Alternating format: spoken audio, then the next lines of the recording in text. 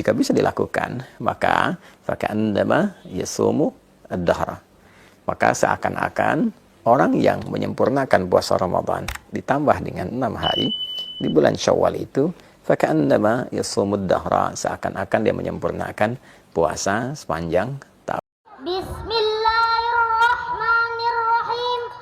Assalamualaikum warahmatullahi wabarakatuh. Tentu kita berharap seluruh rangkaian ibadah yang telah ditunaikan berkenan diterima oleh Allah Subhanahu wa Ta'ala dengan penerimaan terbaik, insya Allah. Semoga Allah mengampuni seluruh dosa-dosa kita, memaafkan kesalahan kita, mengabulkan doa-doa kita, dan menaikkan derajat kita dari sekedar hamba Allah yang beriman menjadi hamba Allah yang bertakwa. Saudara-saudariku, alhamdulillah setelah kita menuntaskan siam Ramadan, kita memasuki bulan baru di tanggal yang baru, dan tentunya dengan rangkaian-rangkaian ibadah sunnah khususnya yang menyertai dan tidak ditemukan di waktu-waktu yang lain. Syawal adalah bulan spesial. Saat hari pertamanya, selain melepaskan kita dengan rangkaian ibadah Ramadan, juga menghadirkan rangkaian ibadah sunnah-sunnah yang hanya ditunaikan di waktu itu saja. Mulai dari sholat Idul Fitri di hari yang pertama, memperbanyak takbir, membangun dan mengeratkan silaturahim, dan disusul pada hari-hari berikutnya dengan menu-menu sunnah yang tentu melahirkan keistimewaan yang tidak sama dengan waktu-waktu lainnya. Alhamdulillah, ada satu informasi penting yang disampaikan oleh sahabat Abu Ayyub Al-Ansari radhiyallahu ta'ala anhu, yang informasi ini dirangkum oleh Imam Muslim rahimahullah dalam kitab beliau Sahih Muslim nomor hadis 1164. Informasi ini bersambung hingga ke Rasulullah SAW saat beliau bersabda, "Man shoma Ramadana wa atba'ahu sittan min Syawal faka'annama yasumud dahra." Siapapun yang menunaikan puasa Ramadan, ingat, puasanya dirangkaikan dengan apa? Ramadan. Man shoma Ramadana. Siapapun yang menunaikan puasa Ramadan, thumma atba'ahu sittan min Syawal, lalu diikuti dengan menunaikan puasa sunnah di bulan Syawal sebanyak 6 hari. Nah, 6 hari ini bisa dilakukan berturut-turut. Misal, Anda memulai, misalnya ada yang bahkan sudah di hari ini, di hari Senin, ada yang memulai di hari Selasa atau Rabu misalnya. Silahkan, bisa dilakukan berturut-turut. Kalau Anda mulai di hari Senin, saat ini sudah dilakukan misalnya, alhamdulillah, maka Senin, Selasa, Rabu, Kamis, Jumat, Sabtu. Ada yang melakukan di hari Selasa misalnya, ya, bisa Anda lakukan di Selasa, Rabu, Kamis, Jumat, Sabtu, Ahad. Ini yang berturut-turut.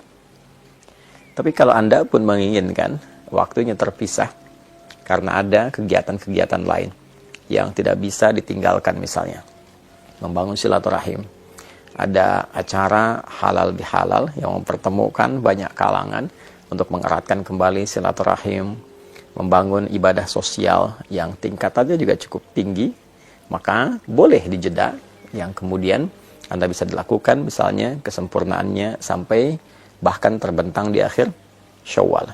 Jadi jika Anda memulai misal di tanggal yang ketiga, maka 3, 4, 5. Saat tanggal 5 ini misalnya ada satu undangan khusus yang tidak bisa Anda hindari, dan untuk menghormati itu ada hidangan-hidangan yang dapat dinikmati bersama. Maka Anda bisa jeda dulu, lalu Anda lanjutkan di tanggal yang berikutnya.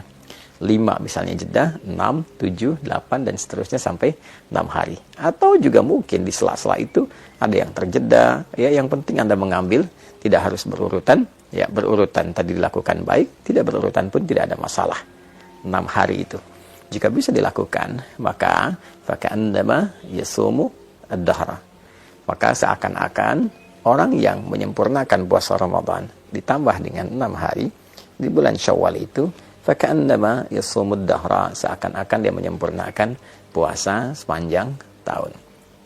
Ada sebagian ulama yang melogikakan dengan menghitung dengan pendekatan jika kita menunaikan puasa di bulan Ramadan selama sebulan, baik 29 ataupun 30 hari, dikalikan setiap harinya 10 kebaikan. Dasar hukum 10 itu bisa diambil misalnya di Al-Quran surah yang ke-6 Al-An'am ayat 160. Man jaa'a bil hasanati falahu asyru amsalihha. Siapapun yang menunaikan perbuatan baik yang bernilai ibadah, maka dia mendapatkan padanan pahala. Setiap ibadah itu setidaknya 10 kebaikan. Ya. Jadi kalau satu pekerjaan baik, nilainya paling sederhananya, paling kecilnya ada 10, maka dikalikan dengan 10 itu. 29 atau 30 hari dikalikan 10. Maka didapatkan 290 atau 300. Lalu 6 dikalikan dengan 10, maka didapati 60. Jika Anda jumlahkan 290 tambah 60, ambil yang paling terkecil ya misalnya, maka mendapatkan 350. 350 ini kalau pendekatannya bulan Hijriyah, bukankah sangat mendekati hitungan setahun secara umum ya? Ya kan? 350 sekian. Ya, kan orang Arab suka membulatkan itu. Kalau ada 42 disebut al-arba'in. Ya demikian, ketika Anda misalnya menunaikan 30, dikalikan 10, 300 tambah 60, 360 ya. Nah, kalaupun dihitung menggunakan pendekatan Hijriyah ataupun pendekatan Masehi, tentu ini secara umumnya dinilai sebagai bilangan setahun penuh. Nah, itu yang dimaksudkan. Nah, yang kedua, ada yang sangat menarik. Orang-orang yang konsisten menunaikan ibadah Ramadannya, lalu dia menyempurnakan ibadah Ramadan itu dengan bersyukur kepada Allah Subhanahu wa taala. Walitukabbirullaha ala ma hadakum wa la'allakum tashkurun, dengan meningkatkan ibadahnya. Jadi syukur ketika diberikan kemampuan untuk meningkat ibadah saat Ramadan adalah berupaya menjaga ritme ibadah itu sehingga tetap berjalan baik pasca Ramadan. Walaupun mungkin tidak seoptimal Ramadan karena keadaannya tentu tidak sama. Tapi kita bisa bandingkan dengan yang sebelum Ramadan.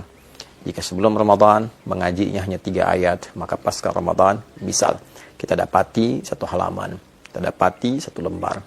Lalu itu terjaga. Lalu ditunjukkan juga dengan kita berkomitmen meningkatkan ibadah seperti puasanya. Dan diawali dengan puasa apa? Sunnah. Di bulan apa? Syawal. Nah, itu yang mahal. Itu yang mahal. Jadi poinnya adalah ketika kita mampu mensyukuri nikmat menunaikan ibadah Ramadan dan mampu mengaktualisasikan semua nikmat itu dengan meneruskan secara konsisten ibadah-ibadah kita dalam rangka syukur kepada Allah, itu yang diapresiasi tinggi oleh Allah Subhanahu wa taala. Sehingga nilai puasa kita bukan terbatas di Ramadan, tapi seakan-akan setiap waktu terjaga sampai ketemu Ramadan kembali. Itu esensinya. Jadi bukan sekedar tambah 6 dihitung, apalagi kalau menggunakan satu pendekatan yang tidak keren. Karena ada perbedaan 29-30, maka saling memperbincangkan ini yang sempurna, ini yang setahun, yang tidak. Bukan. Esensinya bukan itu. Esensinya bagaimana kita bisa menjaga spirit Ramadan kita sehingga berlangsung secara kontinu sampai dengan akhir di bulan Ramadan itu, terus berlanjut 11 bulan berikutnya sehingga terjaga kondisi spiritualitas kita seakan-akan kita dalam kondisi puasa selama setahun.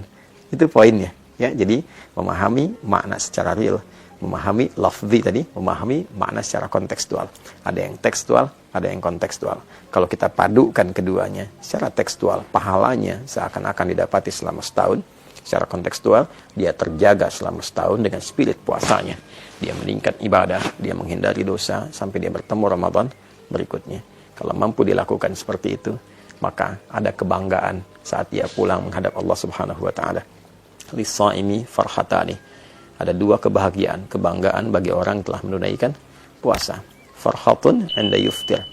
Maka kebahagiaan pertama ketika dia tengah berbuka, saat dia puncaknya memasuki Idul Fitri.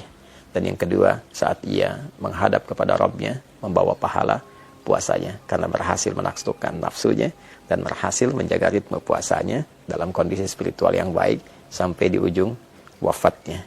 Semoga kita semua digolongkan pada golongan-golongan terbaik yang mampu menjaga ritme ibadah kita pasca Ramadan, meningkatkan kemampuan terbaik kita dalam mengabdi kepada Allah dimulai di bulan Syawal ini, dan insya Allah wafat dalam keadaan husnul khatimah. Adi Hidayat. Assalamualaikum warahmatullahi wabarakatuh.